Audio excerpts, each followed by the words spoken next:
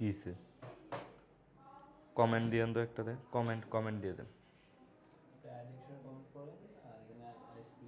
এখানে এডুকেশন দিয়ে দেন হ্যাঁ আচ্ছা ঠিক আছে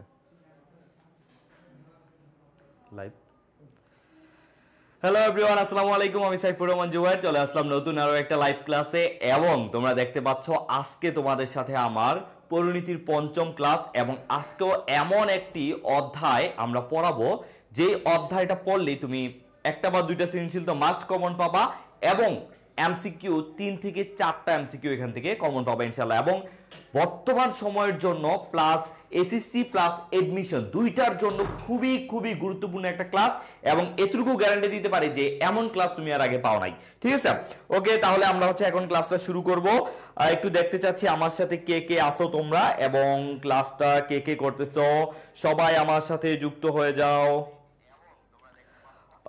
নাদিয়া সুলতান আজকের ক্লাসে সবার প্রথম আমার সাথে যুক্ত হয়ে গেছে নাদিয়া সুলতানা ওয়ালাইকুম আসসালাম নাদিয়া সুলতানা তুমি হচ্ছে একটু কষ্ট করে তোমার বন্ধুদেরকে মেনশন করে দাও এবং ক্লাসটা শেয়ার করে দাও তাহলে কিন্তু আমরা খুব দ্রুত ওকে এখন চলে আসছে একা পাখি ওকে একা পাখি তুমি আর এখন একা না আমরা এখন সবাই মিলে অনেক পাখি হয়ে গেছি ঠিক আছে আমরা সবাই অনেক পাখি এখন হয়ে গেছি ওয়ালাইকুম আসসালাম সাইফুল আছে ওকে ওকে এই তো একা পাখি অ্যানসার দিয়ে ফেলছে সাইফুল অলরেডি অ্যানসার দিয়ে ফেলছে আচ্ছা আমরা অ্যানসার নিব কোনো সমস্যা নাই আমরা দ্রুতই অ্যানসার নিব আমি আবারও বলতেছি তোমরা জানো আমাকে আজকে যেহেতু 5টা ক্লাস নিচ্ছি সো আমাকে তো চিনার কথা তাই না ওকে আমাকে তো চিনার কথা এবং আমি কি আবার নিজের পরিচয়টা দিব আশা করি দরকার নাই আমি মোহাম্মদ সাইফুর রহমান জুবায়ের এতটুকু তো জানো তাই না ওকে তারপরে পরিচয় ক্লাসে হবে ওকে আমাদের সাথে আছে আইরিন আভা ওকে হ্যাঁ সবাইকে মেনশন দিয়ে ফেলো সীমা আক্তার যার যেখানে আছে বন্ধু বান্ধব সবাইকে টেনে টুনে মেনশন দিয়ে ক্লাসে নিয়ে আসো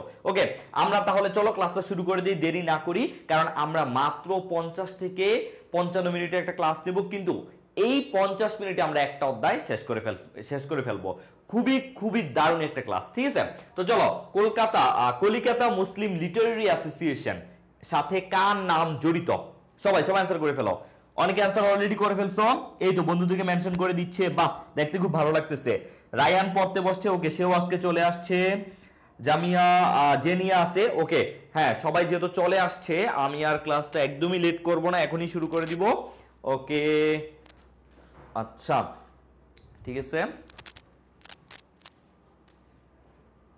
আচ্ছা তাহলে চলো আমরা হচ্ছে এটার অ্যানসারটা একটু দেখে ফেলি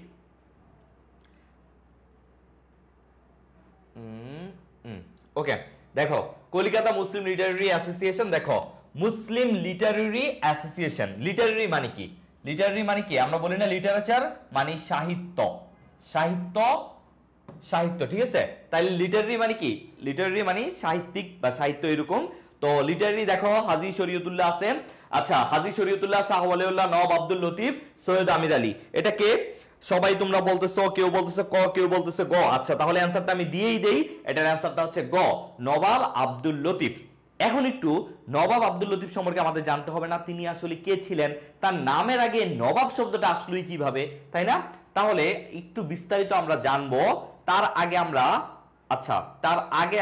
জানবো আমরা বিস্তারিত তার আগে আমরা আরেকটা প্রশ্ন সলভ করি তারপর তার সম্পর্কে বিস্তারিত জানবো নবাব আব্দুল লতিফ তাকে বাংলার সৈয়দ আহমেদ কেন বলা হয় খুবই গুরুত্বপূর্ণ একটা প্রশ্ন আমি আবারও বলতেছি আজকের এই পরিণতি ক্লাসটা যারা করবা তোমাদের এই অধ্যায়ের সৃজনশীল এবং এমসিকিউ দুইটাই কভার হয়ে যাবে একদম পানির মতো তোমার হচ্ছে মুখস্থ হয়ে যাবে ঠিক আছে ওকে তাহলে চলো আমরা আরেকটা প্রশ্ন কেন তাকে তুমি দেখবা এরকম একটা সৃজনশীল দিয়ে দিতে পারে যে এক্স নামে এক ব্যক্তি তাকে বাংলার সৈয়দ আহমেদ বলা হতো কারণ তিনি এই করছেন এই কাজ করছেন এখন তোমার গ নাম্বারের প্রশ্ন আসবে উক্ত ব্যক্তির সাথে তোমার পঠিত বইয়ের কোন ব্যক্তির মিল আছে সদৃশ আছে সেটার মিল দেখাও তারপর তুমি দেখাইলা কেন তারপরে গ নাম্বারে বলবে আরো একটা ব্যক্তির নামও দিতে পারে যে ওই ওমন ব্যক্তি ওমন করছে ঠিক আছে সো এগুলো আমরা দেখবো তাহলে চলো এমসিকিউ এবং সৃজনশীল দুইটাই কভার করে দিচ্ছি আজকে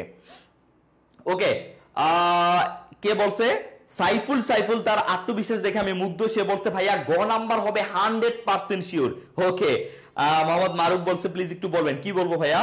আচ্ছা ঠিক আছে, জেবা ফারিহা বলছে 2 এর গ, রবিউল মুন্সি বলছে 2 এর গ, আইমান হক বলছে 2 এর গ। সবাই অ্যানসার করো, কারণ তোমরা যত অ্যানসার করবে আমার তত ভালো লাগবে, আমার ক্লাসটা নিতে আরো ভালো লাগবে। তো দেখো, নবাব আব্দুল লতিফকে বাংলার সৈয়দ আহমেদ কেন বলা হতো? কারণ তিনি আধুনিক শিক্ষার মুসলমানদের উদ্বুদ্ধ করতেন, আধুনিক শিক্ষায় মুসলমানদের উদ্বুদ্ধ করতেন। দেখো ওই সময় মুসলমানদের মধ্যে একটা কুসংস্কৃতি ছিল।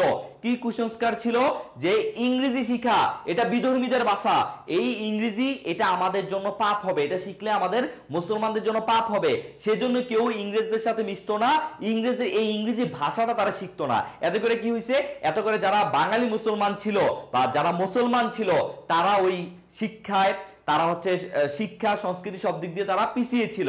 তারা এই ইংরেজদের সাথে তারা দূরত্ব মেনটেন করতো। এই জন্য তারা কিন্তু কি হয়েছে, তারা কিন্তু হচ্ছে তাদের মধ্যে ওই যে শিক্ষার আলো ছিল না, প্লাস হচ্ছে তারা ওই ভালো চাকরি পাইতো না। কিন্তু যারা মডারেট হিন্দু সোসাইটি ছিল বা মডারেট হিন্দু ছিল, তারা কি করতো? তারা ইংরেজদের সাথে ভালো সম্পর্ক রাখতো, তারা ইংরেজি শিখতো।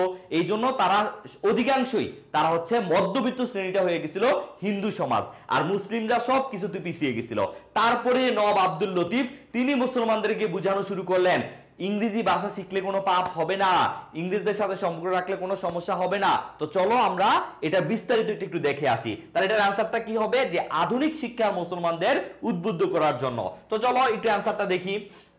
আচ্ছা অ্যানসার তো দেখলাম, এবার একটু বিস্তারিত ব্যাখ্যাটা দেখি যে কে নবাব আব্দুল লতিফ। কে আব্দুল লতিফ, তার নামের আগে কেনই বা নবাব আছে? এখন আমার নামের আগে যদি আমি দিয়ে দিই নবাব সাইফুর রহমান জুবায়ের, তুমি কি মানবা? আমাকে এই উক্তি কে দিছে? এই উপাধিটা, মানে এই উপাধিটা আমাকে কে দিছে, তাই না? এটা তো জানতে হবে। তো দেখো নবাব আব্দুল লতিফ তিনি কি করছেন, একটা পেন দেখো তো ম্যানেজ করতে পারবে না, একটা লেখার 19 শতকের বাংলার মুসলিম জাগরণের অগ্রদূত। দেখো তুমি যদি এতটুকু পড়ো, বিশ্বাস করো ভাইয়া, তুমি যদি এই এতটুকু মাত্র পড়ো, তোমার সৃজনশীলের জন্য তোমাকে কেউ আটকাইতে পারবে না। জাস্ট এত বই আর এত জিনিস না পড়ে তুমি যদি শুধু আমার এতটুকু পড়ো, তোমার এমসিকিউ হবে, তোমার সৃজনশীল হয়ে যাবে। তাহলে এই পিডিএফটা কারা পাবা? যারা যারা ক্লাসটা শেয়ার করবা তাদেরকে কিন্তু পিডিএফটা দেওয়া হবে। সবাই ক্লাসটা শেয়ার করে দাও, দ্রুত সবাই ক্লাসটা শেয়ার করে দাও। আমি দেখবো কয়টা শেয়ার হয়েছে। ওকে, আজকে দ্বিতীয় ক্লাস করতেছি, এর আগে পরিণতির কি ক্লাস হয়েছে? হ্যাঁ ক্লাস হয়েছে, কোনো সমস্যা নাই। আর তোমরা যারা এসএসসি 25 ব্যাচ, তোমরা সব সময় এই পেজে চোখ রাখবা যে জুবায়ের ভাইয়ের ক্লাস কবে বা অন্যান্য ক্লাস কবে হচ্ছে, বাংলা, ইংরেজি, সমাজবিজ্ঞান, আইসিটি সব ক্লাসই কিন্তু হচ্ছে, ঠিক আছে? আর তোমরা যারা এসএসসি 26 ব্যাচ, তোমরা কি করবা? তোমাদের জন্য আমাদের একটা কামব্যাক কোর্স আছে। তোমরা চাইলে এই যে তোমরা এখন ফার্স্ট ইয়ারে মেবি আসো, এখন একটু মনে মনে কি প্রেমের আলো, একটু মনে করো যে বন্ধুদের সাথে আড্ডাবাজি এগুলো একটু ঘুরতেছে, কিন্তু তোমাদের সময় কিন্তু খুব দ্রুতই শেষ হয়ে যাবে। তাহলে কি করতে হবে?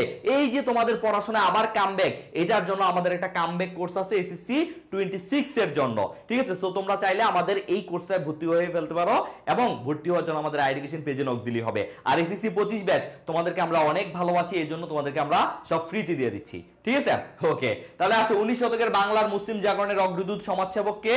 নবাব আব্দুল লতিফ। নবাব আব্দুল লতিফ 1828 সালে ফরিদপুর, এটা শুধু জানবা তিনি কোন জেলায় জন্মগ্রহণ করছে। ফরিদপুরের কেউ আসো?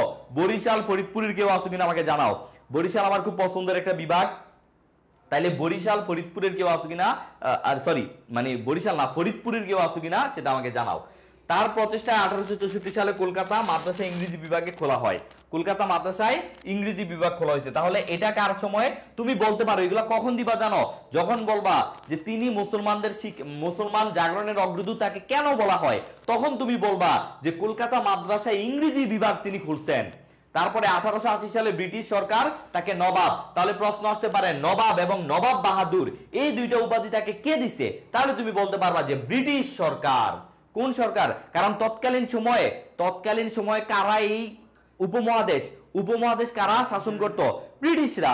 এই জন্য ব্রিটিশ সরকার তাকে 1880 সালে এই নবাব এবং নবাব বাহাদুর উপাধি দিছে। ওকে, তাহলে বুঝতে পারছো?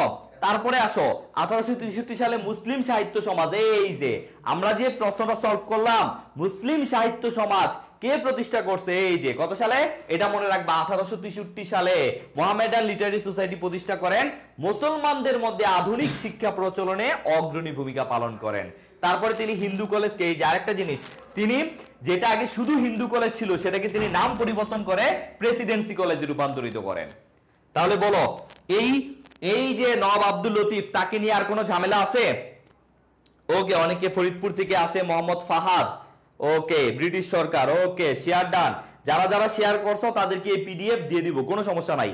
যারা যারা ক্লাসটা শেয়ার করবে, যারা যারা করবে শেয়ার, তারা পাবে জুবাইর ভাইয়ার কেয়ার কি এই পিডিএফটা তোমাদেরকে দিয়ে দিব, ঠিক আছে?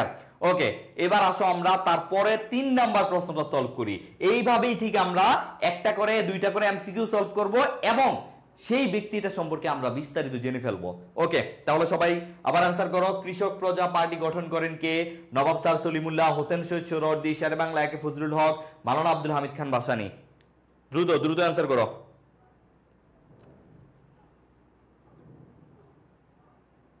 বরিশালের আমি, আচ্ছা, রবিউল আছে বরিশালের।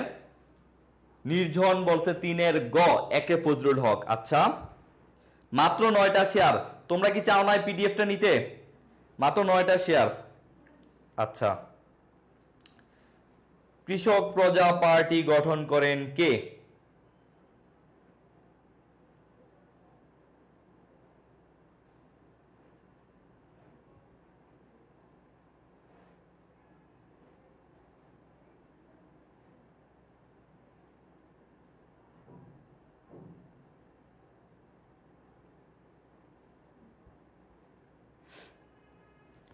ওকে, তারপরে বলছে আকলিমা আক্তার সাথী বলছে 3 সি, তানিয়া খান বলছে 3 সি।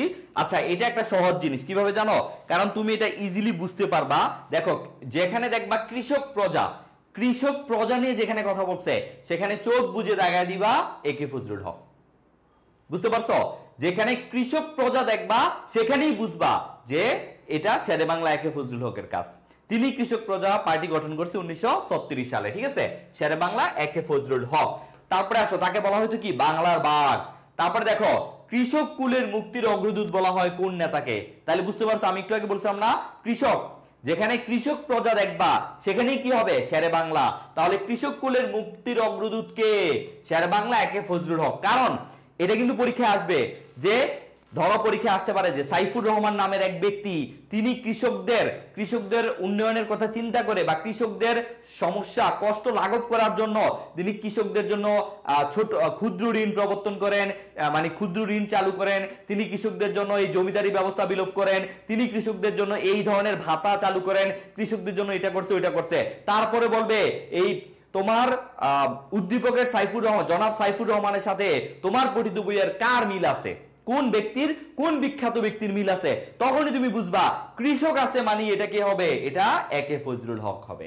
ঠিক আছে, কথা বুঝতে পারছো? ওকে, টেস্টে ভুল করছিল এটা না? আচ্ছা, তাহলে এটা কি হবে? এটা শেরে বাংলা একে ফজলুল হক হবে।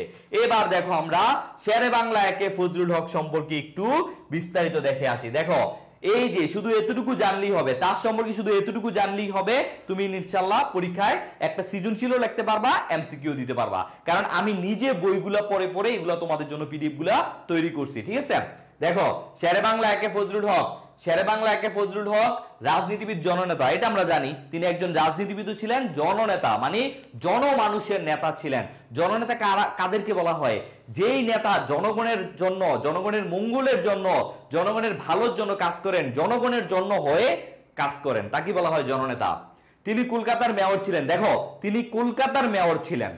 তিনি অবিভক্ত বাংলার মুখ্যমন্ত্রী ছিলেন, মানে যখন বাংলা, পশ্চিম বাংলা এবং পূর্ব বাংলা, দুইটা বাংলা একসাথে ছিল, তখন তিনি এই দুইটা বাংলার একসাথে মুখ্যমন্ত্রী।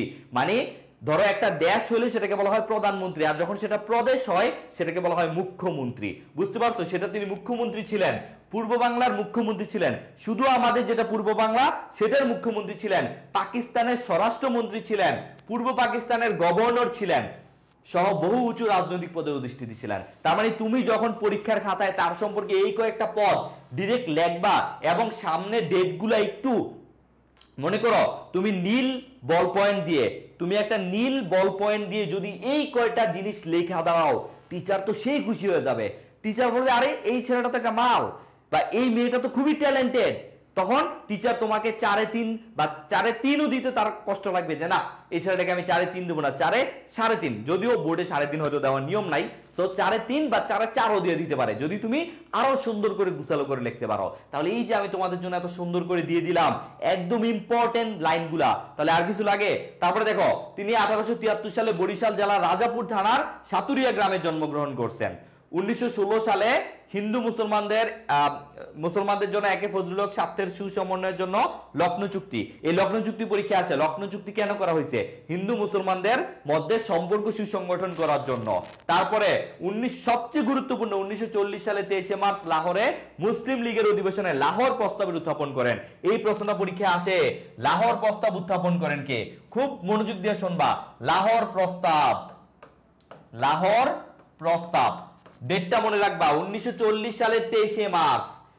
এই যে লাহোর প্রস্তাবটা শেরেবাংলা একে ফজলুল হক দিছে না, শুধু এই জন্যই, এই প্রস্তাবের উপর ভিত্তি করেই পাকিস্তান এবং বাংলাদেশ মানে নতুন করে জন্ম হয়েছে।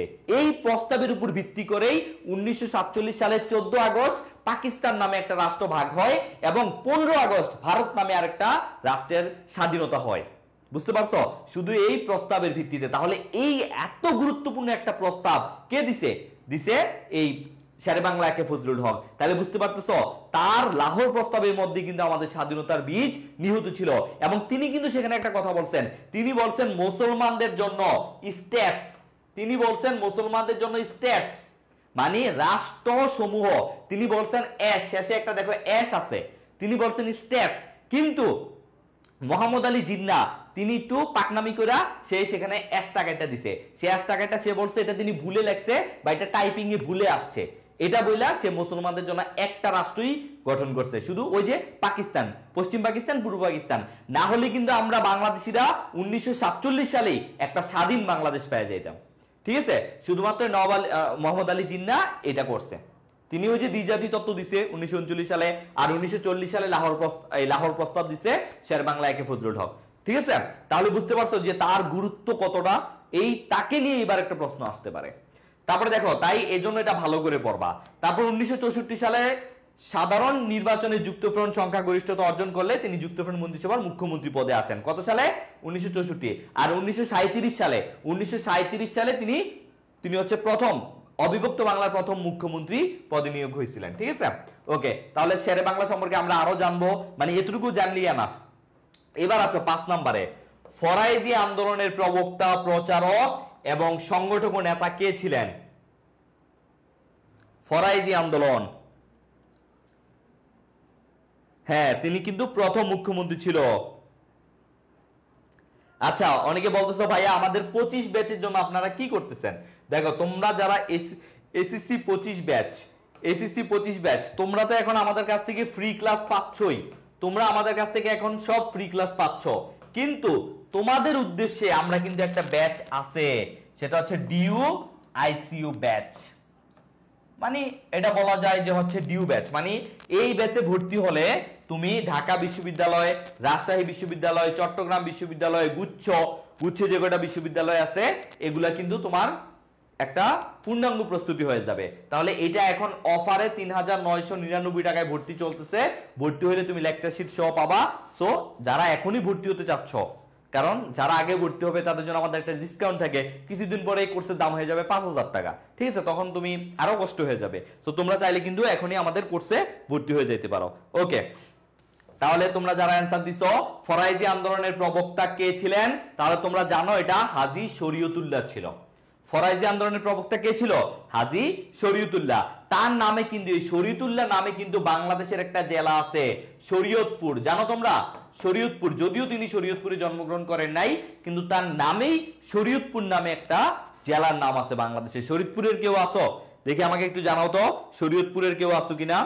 ওকে, তারপরের প্রশ্নটা আমরা দেখি, ফরাইজি কথাটি কোন শব্দ থেকে এসেছে বলো? ফরাইজি শব্দটি কথাটি কোন শব্দ থেকে এসেছে? এটা অনেক পরীক্ষায় আসছে। দেখবা যে আমি এই যে এমসিকিউ গুলো সলভ করাচ্ছি না, এগুলোর মধ্যেই 2টা বা 3টা এমসিকিউ আসবে, আর এই যেখানে যেগুলা পড়াচ্ছি যে টপিকগুলা দেখবে এগুলা নিয়েই একটা সৃজনশীল চলে আসবে, একটা বা 2টা। দুইটা সৃজনশীল এখান থেকে চলে আসবে, ঠিক আছে। সো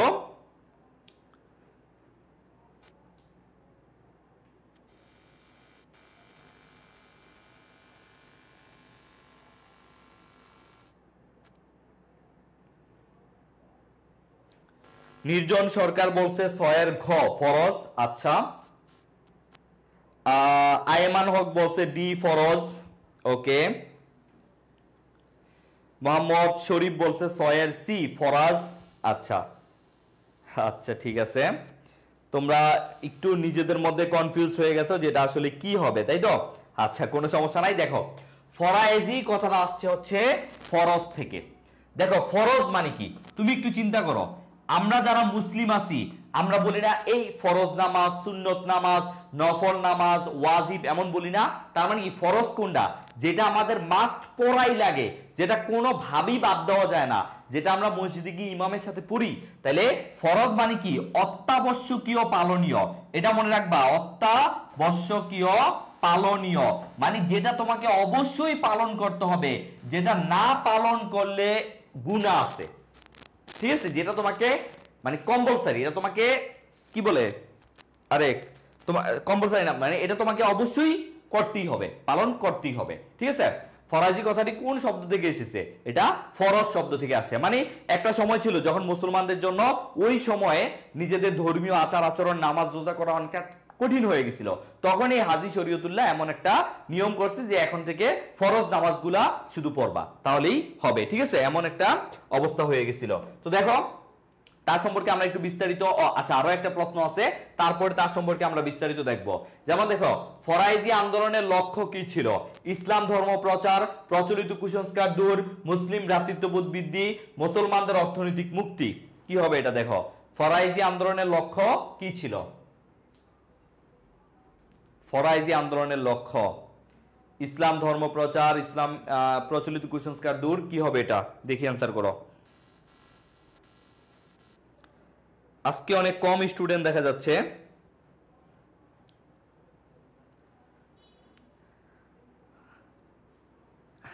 আচ্ছা, হ্যাঁ হ্যাঁ, পিডিএফ পাবা। যারা যারা ক্লাসটা শেয়ার করবা তারা পিডিএফ পাবা, কোনো সমস্যা নাই। ক্লাসটা শেয়ার করলে পিডিএফ পাবা। মাত্র 11 জন শেয়ার করছো। তোমরা ক্লাস শেয়ার করলে আমি অবশ্যই পিডিএফ দিব, কোনো সমস্যা নাই। আচ্ছা, ওকে, শাহিন বলছে বি, প্রচলিত কুসংস্কার দূর। ওকে, একটু সবাই অ্যান্সার করো, সবাই অ্যান্সার করলে ভালো লাগবে। সবাই অ্যান্সার করো, সবাই অ্যান্সার করলে দেখতে ভালো লাগবে, ঠিক আছে? ওকে, তাহলে বুঝতে পারতেছো যে ফরাইজি আন্দোলনের লক্ষ্যই ছিল প্রচলিত কুসংস্কার দূর করা, ঠিক আছে? প্রচলিত কুসংস্কার দূর করাই ছিল ফরাইজি আন্দোলনের লক্ষ্য ছিল। তো এবার একটু আমরা হাজী শরীয়তুল্লাহ সম্পর্কে জানবো। দেখো, তিনি বাংলার একজন ইসলামী সংস্কারক। তিনি কি ছিলেন? বাংলার একজন ইসলামী সংস্কারক। তার নামানুসারে শরীয়তপুর জেলার নামকরণ করা হয়েছে। আর তার হচ্ছে, আচ্ছা এটা দেখো, 1799 সালে তিনি মক্কা গমন করেন এবং 1818 সালে বাংলায় ফিরে আসে। দেশে ফিরে তিনি আরবের তৎকালীন ওয়াহাবি আন্দোলন, এটা পরীক্ষা আসতে পারে, ওয়াহাবি আন্দোলন কোথায় হয়েছিল? আরবে। ওয়াহাবি আন্দোলনের অনুরূপ ইসলামী সংস্কার আন্দোলন শুরু করেন, যা পরবর্তীকালে ফরাইজি আন্দোলন নামে পরিচিত পায়। তাহলে যদি পরীক্ষায় ফরাইজি আন্দোলন নিয়ে কিছু আসে তখন তুমি এই 3টা লাইন লিখতে পারো। তারপর ফরাইজি আন্দোলন একটি ধর্মীয় সংস্কার আন্দোলন। এটা কি? এটা ধর্মের জন্যই তো আন্দোলনটা হয়েছে, তাহলে ধর্মীয় সংস্কার আন্দোলন। এখন যেমন সংস্কার কমিটি হচ্ছে না, এমন ধর্মীয় সংস্কার আন্দোলন ছিল। শরীয়তুল্লাহর মৃত্যুর পর ফরাইজি আন্দোলন নেতৃত্ব দেন তারই পুত্র দুদু মিয়া। তার ছেলের নাম কি ছিল? দুদু মিয়া। ওরফে আরেকটা নাম ছিল মহসেন। আরেকটা নাম কি ছিল? মহসেন। এই মহসেন পরবর্তীতে, প্রথমে এই ফরাইজি আন্দোলনটা ছিল একটা ধর্মীয় সংস্কার আন্দোলন, পরবর্তীতে এটাকে রাজনৈতিক রূপ দিছে এই দুদু মিয়া ওরফে মহসেন মিয়া, ঠিক আছে? তাহলে এটা মনে রাখবা, এই যে রূপদান করছে রাজনৈতিক রূপদান। আর জমি থেকে খাজনা আদায় করা আল্লাহর আইনের পরিপন্থী, এই ঘোষণা দেন দুদু মিয়া। তিনি বলছে জমিটা তো আল্লাহর দান, তাহলে কেন এই জমির জন্য আমি অন্য কাউকে খাজনা দিব? ঠিক আছে, এই কথাটা বলছে এই দুদু মিয়া, ঠিক আছে? এটা মাথায় রাখবা, এটা পরীক্ষা আসে। তারপরে দেখো 8 নম্বর প্রশ্নটা, যে নিচের কোন ঘটনাটির সাথে তিতুমিরের সম্পৃক্ততা রয়েছে? তিতুমিরের কিন্তু ভালো নাম আছে। তিতুমিরের ভালো নাম কি? মীর নিসার আলী, পরীক্ষা আসে। তিতুমিরের প্রকৃত নাম কি? দেখবা ক নাম্বার প্রশ্নে এটা চলে আসবে যে তিতুমীরের প্রকৃত নাম কি? মীর নিসার আলী। তাহলে নিচের কোন ঘটনার সাথে তিতুমীরের সম্পৃক্ত রয়েছে? সিপাহী বিদ্রোহ, বারাসাত বিদ্রোহ, ফরাইজি আন্দোলন, কৃষক বিদ্রোহ।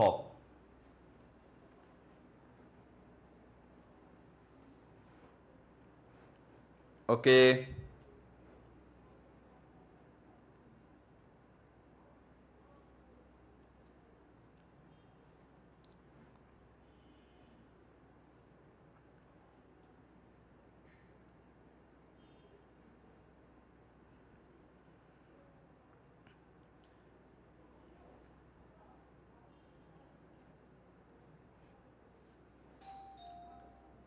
সবাই অ্যান্সার করো।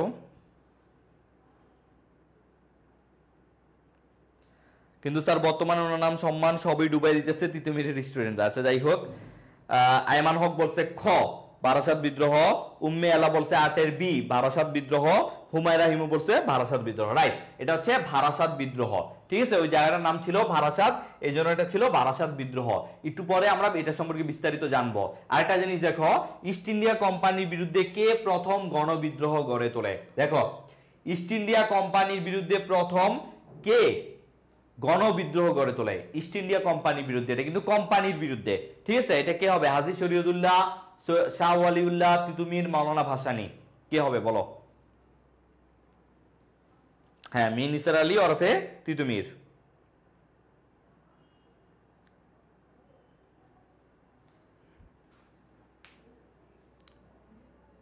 ওকে, আক্তার সাথী বলছে 9 গ, নির্জন সরকার বলছে 9 গ। আচ্ছা, তাহলে এটা তো বুঝাই যাচ্ছে এটা কি হবে? এটা তিতুমীর হবে। ইস্ট ইন্ডিয়া কোম্পানি, তিনি কিন্তু প্রথম শহীদ, তিনি কিন্তু প্রথম শহীদ ছিলেন। এই তোমার হচ্ছে ইংরেজদের বিরুদ্ধে যুদ্ধ করে প্রথম শহীদ ছিলেন তিনি, এই তিতুমীর। তাহলে তিতুমীর সম্পর্কে আমরা একটু দেখি। তিতুমীর ওরফে মীর নিসার আলী, 1782 সালে মীর নিসার আলী ওরফে তিতুমীর 24 পরগনা জেলার বারাসাত, দেখো বারাসাত মহকুমার চাঁদপুর গ্রামে জন্মগ্রহণ করেন। ঠিক আছে, তার প্রকৃত নাম সৈয়দ মীর নিসার আলী এবং তিনি 1831 সালে নারিকেল বাড়িয়ায় বাঁশের কেল্লা নির্মাণ করেন। পরীক্ষা এটা আসতে পারে, এখান থেকে প্রত্যেকটা মানে হচ্ছে সাল খুবই গুরুত্বপূর্ণ, পরীক্ষা আসতে পারে।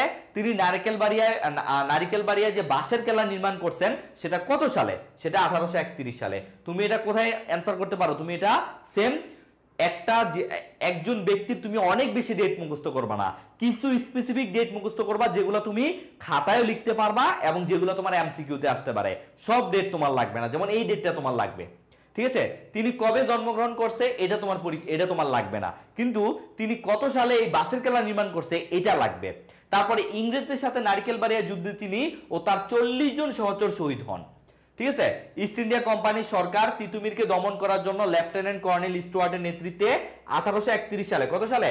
1831 সালের 14 নভেম্বর একদল সুসজ্জিত বাহিনী প্রেরণ করেন, তিতুমীরের যুদ্ধে শহীদ হন। ঠিক আছে, আর এই বাঁশের কেল্লা এবং এই যুদ্ধে যারা ইংরেজদের পক্ষে নেতৃত্ব দেয় তার নাম কি? তার নাম ছিল লেফটেন্যান্ট কর্নেল স্টুয়ার্ট। এই নামটা তোমার মনে রাখতে হবে, লেফটেন্যান্ট কর্নেল স্টুয়ার্ট। ঠিক আছে, নারিকেল বাড়িয়ায় বাঁশের কেল্লা ধ্বংস হয় 1831 সালে। প্রথম ইংরেজদের বিরুদ্ধে অস্ত্র ধারণ করে শহীদ হন তিতুমীর, কত সালে? 1831 সালে।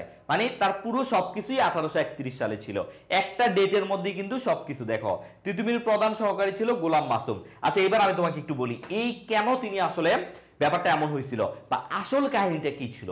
আসল কাহিনী ছিল তৎকালীন সময় যে রাজারা ছিল, এই বাংলার যে রাজারা ছিল তারা বেশিরভাগই ছিল তোমার হিন্দু রাজা। তো তারা কিছুটা মানে বেশিরভাগ হিন্দু রাজারাই ছিল, সবাই না, বেশিরভাগ ছিল।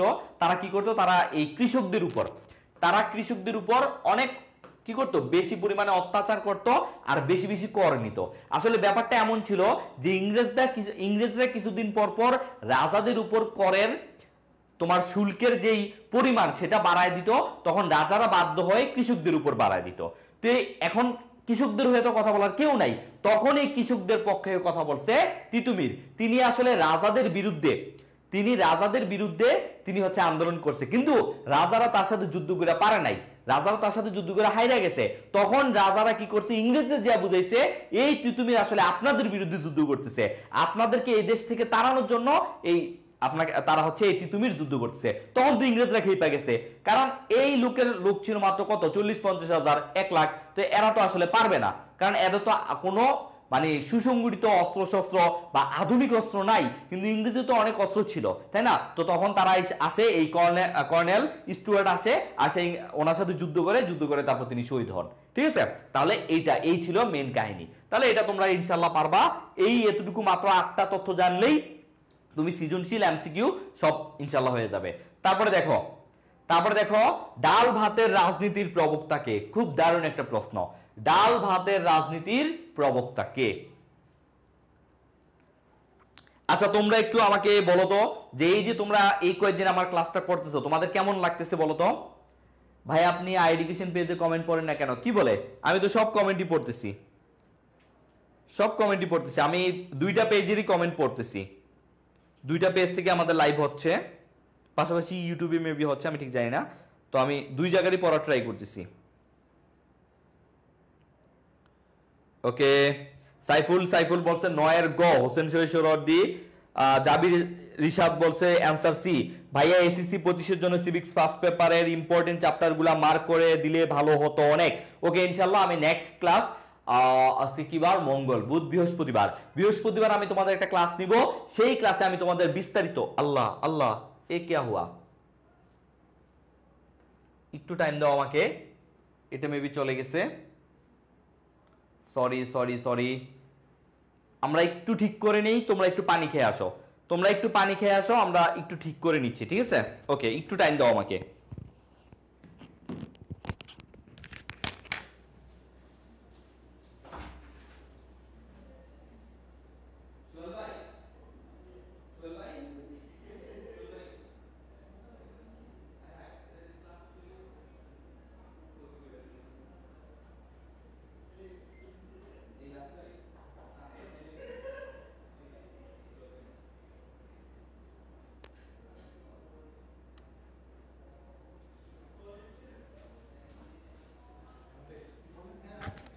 ওকে ভাইয়া একটু ওয়েট করো, জাস্ট আমরা এখনই চলে আসতেছি, একটু ওয়েট করো, ক্লাসটা একটু আমরা দেখতেছি। এটা অফ করে তো, ও এখান থেকে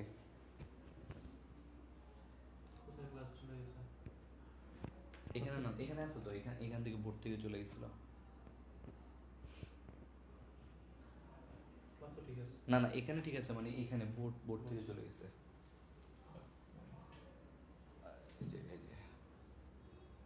ওকে, এই যে এখনই আমরা চলে আসতেছি।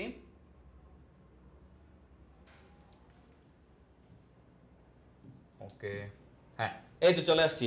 ডাল ভাতের রাজনীতির প্রবক্তা কে? তাহলে সবাই অ্যানসার করে ফেলো, ডাল ভাতের রাজনীতির প্রবক্তা কে? ডাল ভাতের রাজনীতির প্রবক্তা কে? দেখে অ্যানসার করে ফেলো। আফসানা আফিয়া বলছে 10 এর ডি। ওকে স্যার, ফরাজি আন্দোলন, ধর্ম সংস্কার আন্দোলন, আবার তিতুমির আন্দোলনকে 2 ভাগে ভাগ করা হয়েছে। ধর্মীয় সংস্কার আন্দোলনটা 2টা জিনিস একটু বুঝিয়ে দেন। দেখো ফরাইজি আন্দোলনটা আসলে ধর্ম নিয়ে করা হয়েছে। তুমি মানে ধর্মে তখন কুসংস্কার, ধর্মের মধ্যে অনেক কুসংস্কার ছিল, ঠিক আছে? সেই কুসংস্কার সেগুলা করার জন্য তিনি একটা সংস্কার আন্দোলন করছে, এটা শুধু ধর্ম নিয়ে। কিন্তু তিতুমিরও কিন্তু আবার ইয়েতে গেছিল, তোমার হচ্ছে সৌদি আরব গেছিল, সৌদি আরবে গিয়ে মানে আরবে গেছিল, তিনিও ওয়াহাবি আন্দোলনের সাথে বা ব্রেলভি, তারপর হচ্ছে আরো কিছু বিশিষ্ট মানুষের সাথে তিনিও যুক্ত হয়েছে, এবং তিনিও খুব ধর্মপ্রাণ মুসলিম ছিল, এবং তিনিও এসে এই মুসলমানদের জন্য অনেক কাজ করছে, মুসলমানদের ধর্ম নিয়ে, বিশেষ করে ধর্ম নিয়ে তিনি অনেক কাজ করছে। কিন্তু তার কাজটা পরবর্তীতে শুধু মুসলমানদের জন্য এটা সীমাবদ্ধ ছিল না, পরবর্তীতে এটা হয়ে গেছিল পুরো কৃষক জাতির কল্যাণের জন্য আন্দোলন হয়ে গেছিল। বাট তিনিও মুসলমানদের জন্য কাজ করছে, তবে সেটা সেইভাবে আসলে বলার মতো বা ওইভাবে বইতে আসে নাই। তো তোমরা এতটুকুই জানো, বিস্তারিত আর আগানো দরকার নাই, যতটুকু দরকার অতটুকু দেখো, ঠিক আছে? আচ্ছা স্যার, গ ও গহ সৃজনশীল উত্তরে শুধু কি ব্যক্তির নাম উল্লেখ করে কিছু গুরুত্বপূর্ণ তথ্য দিলে কি হয়ে যাবে? হ্যাঁ অবশ্যই, তোমাকে উদ্দীপকে বলবে যে ক নামে একজন ব্যক্তি এই কাজ করছে, তখন তুমি বুঝবা যে ক নামে এই ব্যক্তির সাথে কার মিল আছে। আচ্ছা তোমরা এটা নিয়ে প্যারা খেও না, আমি তোমাদের কিছু সৃজনশীলের জন্য কিছু ক্লাস দিব, তখন এটা তোমাদের কাভার হয়ে যাবে। আরো তো সময় আছে, আমি ক্লাস দিব ইনশাআল্লাহ। ওকে, তাহলে এটা কি হবে? এটা হবে ফজলুল হক। ডাল ভাতের রাজনীতি করতেন কে? ডাল ভাতের রাজনীতি করতেন ফজলুল হক। তিনি হচ্ছে এমন একজন নেতা ছিলেন যিনি মানে কৃষকদের জন্য, পাশাপাশি গরিব দুঃখী মানুষের জন্য তিনি রাজনীতি করতেন। তাহলে এটা কি হবে? এটা হবে ফজলুল হক। ওকে, এবার আসো আমরা একটু নেক্সট প্রশ্নটা দেখি যে ঐতিহাসিক লাহোর প্রস্তাবের উদ্দেশ্য কি ছিল। ঐতিহাসিক লাহোর প্রস্তাবের উদ্দেশ্য কি ছিল? এটা 1940 সালের, দেখো 1940 সালের 23শে মার্চ, 1940 সালের 23শে মার্চ লাহোর প্রস্তাবটা দেওয়া হয়েছিল, তাই না? তাহলে এই লাহোর প্রস্তাবের উদ্দেশ্য আসলে কি ছিল? আমি একটু আগে কিন্তু বলে আসছি যে লাহোর প্রস্তাবটা দিয়ে কি হয়েছিল। আর এই 23 মার্চ এটা এতই গুরুত্বপূর্ণ ছিল, পরবর্তীতে পাকিস্তান সরকার এটাকে প্রজাতন্ত্র দিবস, প্রজাতন্ত্র দিবস, এবং পাকিস্তান সরকার এই দিনেই সংবিধান 1956 সালে 23শে মার্চেই সংবিধান প্রণয়ন করছিল। 9 বছর পরে সংবিধান 1956 সালে, মানে 47 থেকে 47-এ পাকিস্তান স্বাধীন হয়, 56-তে প্রথম সংবিধান প্রণয়ন করা হয়। সেই দিনটা ছিল এই 23শে মার্চ, ঠিক আছে? ওকে, 11-এর ক আহমদ বলছে 11-এর ক, নাবিলা তাসবি অথই বলছে 11-এর ক। আচ্ছা, জেবা ফারিহা অবনী বলছে 11-এর ক। আচ্ছা, ঐতিহাসিক লাহোর প্রস্তাবের উদ্দেশ্য কি ছিল?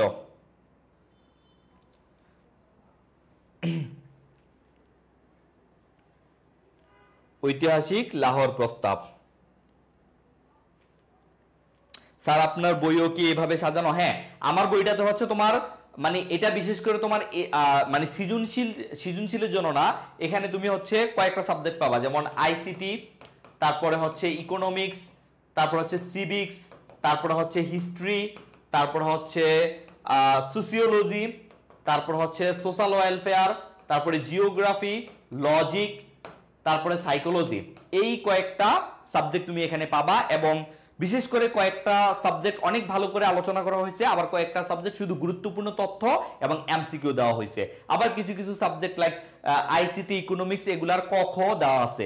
এটা মেনলি করা হয়েছে যারা ভার্সিটি এডমিশনে পরীক্ষা দেয় তাদের জন্য, তো কারণ সেখানেও মৌলিক জিকে আসে। তো পাশাপাশি তোমরা যারা এসএসসি 25-26 আসো, তোমরা চাইলেও এটা দেখতে পারো। তোমরা ওই গুরুত্বপূর্ণ প্রত্যেকটা অধ্যায়ের গুরুত্বপূর্ণ তথ্য এবং এমসিকিউ গুলা একবার করে রিভাইজ দিতে পারো, যেহেতু পরে এই বইটা তোমার লাগবেই, তো তুমি চাইলে এখনো নিতে পারো, ঠিক আছে? বইটা নিতে হলে তোমরা আমাদের এডুকেশন পেজে নক দিলেই হবে, ঠিক আছে? ওকে ভাই, আপনি ইতিহাস ক্লাস নিলে, আমি আসলে ইতিহাস ক্লাসটা নিব কিনা শিওর না, তারপরে দেখবো ইনশাআল্লাহ। আচ্ছা, তাহলে এইটা কিন্তু তোমরা যারা বলছো এটা আসলে স্বাধীন রাষ্ট্র প্রতিষ্ঠা হবে। স্বায়ত্তশাসন কি বুঝো তোমরা? স্বায়ত্তশাসন ব্যাপারটা হচ্ছে তোমার এই যে পূর্ব পাকিস্তান মনে করো, তখন তো পূর্ব পাকিস্তান হয় নাই, তখন ছিল পূর্ব বাংলা। আমরা কিন্তু তখন 1940 সালে পূর্ব বাংলা ছিলাম, আমরা পূর্ব পাকিস্তান হই নাই। পূর্ব পাকিস্তান হইছি যখন 1956 সালে 23শে মার্চ সংবিধান প্রণয়ন করছে, তখন আমরা রাষ্ট্রীয়ভাবে বা সাংবিধানিকভাবে আমরা পূর্ব পাকিস্তান হইছি, বাট তার আগ পর্যন্ত আমরা পূর্ব বাংলায় ছিলাম। তো এই পূর্ব বাংলায় যেটা হইছে যে স্বায়ত্তশাসন মানে হচ্ছে তোমার এখানে আমরা কিন্তু স্বাধীন হয়ে যাব না। স্বায়ত্তশাসন মানে আমাদের সরকার আমাদের সকল কাজ দেখবে, যে কেন্দ্রীয় সরকার সেই সরকার শুধু হচ্ছে তোমার পররাষ্ট্র, তোমার হচ্ছে প্রতিরক্ষা, এই কয়েকটা বিষয় দেখবে, আর সব বিষয় কে দেখবে? সব বিষয় হচ্ছে ওই দেশের সরকার। যেমন তোমরা চিন্তা করতে পারো, যেমন হচ্ছে এই যে পশ্চিমবঙ্গের মুখ্যমন্ত্রী মমতা বন্দ্যোপাধ্যায় বা পশ্চিমবঙ্গ নিয়ে ইন্ডিয়া কিভাবে চলতেছে, স্বায়ত্তশাসন, ঠিক আছে? সেখানে মুখ্যমন্ত্রী যেটা বলবে সেটাই হবে। কেন্দ্রীয় প্রশাসন সেখানে অল্প কিছু জায়গায়, প্রধানমন্ত্রী নরেন্দ্র মোদী সেখানে যা ইচ্ছা বলবে সেটা কিন্তু হবে না। সেখানে আগে হচ্ছে এই মমতা বন্দ্যোপাধ্যায়ের কাছে অনুমতি নিতে হবে, তারপরে সেখানে কিছু বলা যাবে। তবে কিছু কিছু ব্যাপার আছে, যেমন দেশ রক্ষা আর তোমার প্রতিরক্ষা, পররাষ্ট্র, এগুলা কিন্তু নরেন্দ্র মোদী ঠিক করবে। তাহলে এগুলো হচ্ছে স্বায়ত্তশাসন। আর এই 1940 সালে যে লাহোর প্রস্তাব, এর মাধ্যমে ডিরেক্ট স্বাধীনতার কথা বলা হয়েছে। এর মাধ্যমে বললাম না যে স্টেটস মানে কি, ধর্মের ভিত্তিতে দুইটা রাষ্ট্র গঠিত হবে, একটা হচ্ছে তোমার হিন্দুদের জন্য আর একটা মুসলমানদের জন্য। এই যে 1947 সালের 14 আগস্ট পাকিস্তান এবং 15 আগস্ট ইন্ডিয়া জন্মাইছে। কেন জন্মাইছে? কারণ ধর্মের ভিত্তিতে দুইটা রাষ্ট্রের জন্ম হয়েছে। আর 1971 সালে যে আমরা স্বাধীন হয়েছি, সেটা কেন হয়েছি? আমরা হয়েছি জাতীয়তার ভিত্তিতে, আমরা কিন্তু ধর্মের জন্য হই নাই। এরাও মুসলিম, আমরাও মুসলিম, আমরা হয়েছি জাতীয়তার ভিত্তিতে, ঠিক আছে? তাইলে দুইটা কিন্তু আলাদা জিনিস। 47 সালে যেটা হয়েছে সেটা ধর্মের ভিত্তিতে, আর 71 সালে যেটা হয়েছে সেটা জাতীয়তার ভিত্তিতে, ঠিক আছে? আশা করি বুঝতে পারছো। তাহলে এটা কি হবে? এটা স্বাধীন রাষ্ট্র প্রতিষ্ঠার উদ্দেশ্যে। ওকে, এবার আসো, গণতন্ত্রের মানসপুত্র কাকে বলা হয়? গণতন্ত্রের মানসপত্র বলা হয় কাকে? খুবই খুবই গুরুত্বপূর্ণ, আমি একটু আগে পড়া আসছি, এটা একটু আগে আমি এটা পড়াইছি। গণতন্ত্রের মানসপত্র কাকে বলা হয়? গণতন্ত্রের মানসপত্র,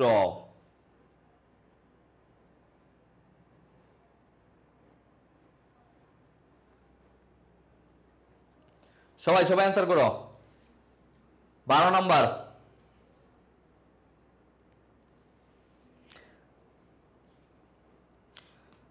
SSDS আহমেদ বলছে 12 হোসেন শহীদ সোহরাওয়ার্দী। ওকে, তারপর আর কি আছে স্যার? 9টা ইংলিশ আছে মহসিন স্যারের। আচ্ছা, আমি শেষ করে দিব এখন, আমি এখনই শেষ করে দিব, সমস্যা নাই। ওকে, তাহলে এটা কি হবে? এটা হোসেন শহীদ সোহরাওয়ার্দী হবে। গণতন্ত্রের মানসপত্র, কারণ তিনি গণতন্ত্র নিয়ে অনেক কাজ করছে, এই প্রশ্নটা এবার পরীক্ষায় আসতে পারে। এটা নিয়ে একটা সৃজনশীলই আসতে পারে হোসেন শহীদ সোহরাওয়ার্দীকে নিয়ে। এবং একটা জিনিস মনে রাখবা, 1969 সালের 5 ডিসেম্বর, কত ডিসেম্বর? 5 ডিসেম্বর, তারই মৃত্যুবার্ষিকীতে গিয়ে শেখ মুজিবুর রহমান বাংলাদেশ নামকরণ করছিল। এই যে আমাদের দেশ, এটার নাম বাংলাদেশ নামকরণ করছিল শেখ মুজিবুর রহমান 1969 সালে 5 ডিসেম্বর, তার মৃত্যুবার্ষিকীতে গিয়ে হোসেন শহীদ সোহরাওয়ার্দীর। আর শেখ মুজিবুর রহমানের রাজনৈতিক গুরু ছিল হোসেন শহীদ সোহরাওয়ার্দী, একে ফজলুল হক, ভাসানীয়ারা। এবং এই যে আমরা বর্তমান আওয়ামী লীগ দেখি, এই আওয়ামী লীগ কিন্তু শেখ মুজিবের তৈরি করা আওয়ামী লীগ না।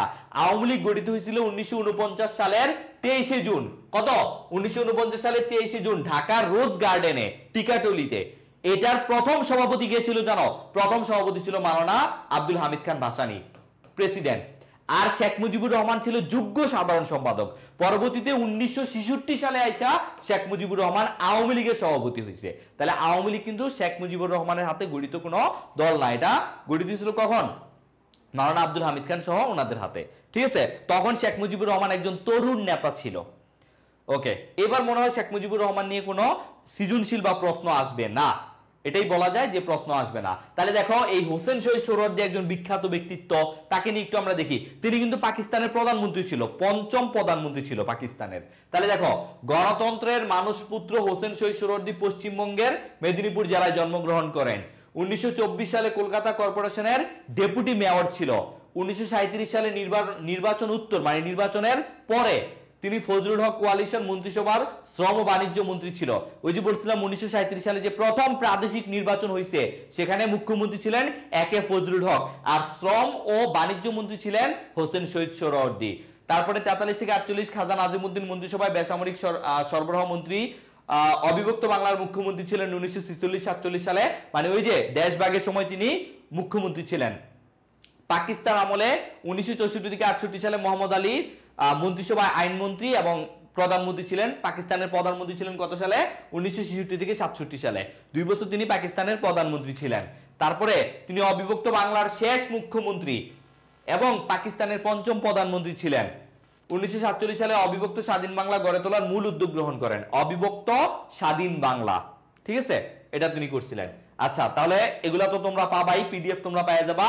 তাহলে আরেকটা প্রশ্নের অ্যান্সার করো, ফারাক্কাবাদ নির্মাণের প্রতিবাদে লং মার্চ করেন কে? ফারাক্কাবাদ নির্মাণে লং মার্চ করেন কে? এই যে তোমরা ফারাক্কাবাদ তোমরা এখন দেখতেছো তিস্তাবাদ। কি বাদ হবে? তিস্তাবাদ, কিন্তু তিস্তা মহাপরিকল্পনা তোমরা দেখছো না? এবং চীনের একটা হসপিটাল কিন্তু হচ্ছে, ঠিক আছে, উত্তরবঙ্গে হচ্ছে। তো তিস্তা বাংলাদেশে প্রবেশ করছে কোন জেলা দিয়ে জানো? নীলফামারী দিয়ে। তিস্তা বাংলাদেশে প্রবেশ করছে নীলফামারী জেলা দিয়ে, কিন্তু তিস্তা বাঁধ কোথায়? তিস্তা বাঁধ হচ্ছে লালমনিরহাট, একটা নীল একটা লাল। ঠিক আছে, নীল দিয়ে আসছে, লালে তিস্তা বাঁধ অবস্থিত। ঠিক আছে, তোমরা যারা রংপুরের আছো, রংপুরে কয়টা বিভাগ জানো? 8টা বিভাগ। আমি এটা এইভাবে পড়াই যে পঞ্চ ঠাকুরের লাল নীল 20টি গাই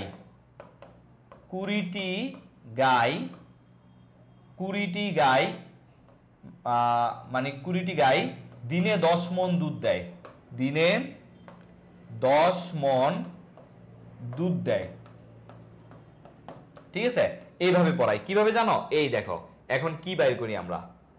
দেখো, পঞ্চ মানে পঞ্চগড়, ঠাকুর মানে কি?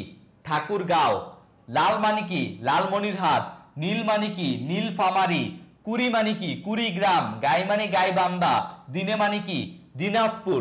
ঠিক আছে, কয়টা হয়েছে?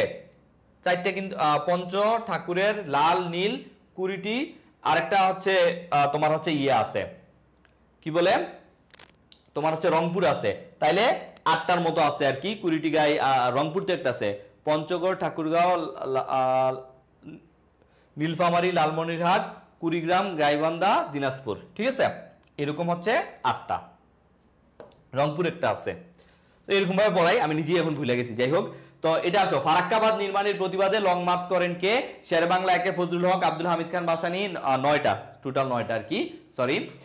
শেরেবাংলা একে ফজলুল হক, আর এটা কি হবে ফারাক্কাবাদ।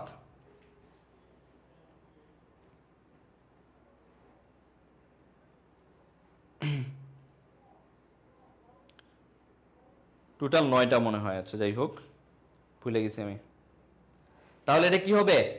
এই নোটগুলো বলে তো পরীক্ষার জন্য থেকে মনে হয় বেশি কিছু লাগবে না, না এর বেশি কিছু লাগবে না। ঠিক আছে, এর বেশি কিছু লাগবে না। তাহলে এটা কি হবে? ফারাক্কাবাদ মাওলানা আব্দুল হামিদ খান ভাসানী। ঠিক আছে, এটা হবে ভাসানী। আচ্ছা, তারপরে আসো এই যে মাওলানা আব্দুল হামিদ খান ভাসানীকে নিয়ে একটু দেখো তোমরা। এই যে ব্রহ্মপুত্র নদের ভাসানচরে বন্যার কবল থেকে বাঙালি কৃষকদের রক্ষার জন্য তিনি স্বেচ্ছাশ্রমের ভিত্তিতে মানে নিজে শ্রম দিয়েছেন একটি বাঁধ নির্মাণ করেন। তাহলে কোথায়? ব্রহ্মপুত্র নদের ভাসানচরে। ব্রহ্মপুত্র নদের ভাসানচরে। ভাসানচরের জনসাধারণ তাকে ভাসানী সাহেব বলে ডাকতেন, এই জন্য তার নামের পরে মাওলানা আব্দুল হামিদ খান ভাসানী হয়েছে। ভাসানী কিন্তু তার নাম না, ভাসানী হচ্ছে তাকে দেওয়া একটা মানুষের উপাধি। ঠিক আছে, 1919 সালে ব্রিটিশ বিরোধী অসহযোগ ও খেলাফত আন্দোলনে যোগদানের মধ্য দিয়ে তার রাজনৈতিক জীবন শুরু হয়।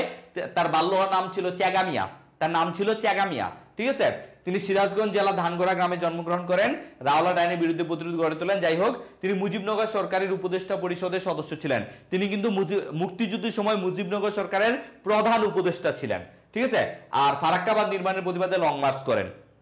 তাইলে তার সম্পর্কে একদিন বিস্তারিত আমি একটা ক্লাস নিব, আরো ইন ডিটেলসে আমি তোমাদের ক্লাসগুলো নিব। ঠিক আছে, তাহলে এই সম্পর্কে একটু পরে নিবা, যেহেতু সময় হচ্ছে 9টা বেজে যাচ্ছে, এই জন্য আমি হচ্ছে ক্লাসটা ছেড়ে দিব। স্বরাজ দল গঠন করেন কে? স্বরাজ দল গঠন করেন চিত্ররঞ্জন দাস। চিত্ররঞ্জন দাস, এটা তোমরা জানো, এবং তার সম্পর্কে বিস্তারিত এখানে আছে। তিনি এই যে স্বরাজ দল, সংক্ষেপে স্বরাজ দল নামে একটি রাজনৈতিক দল গঠন করেন।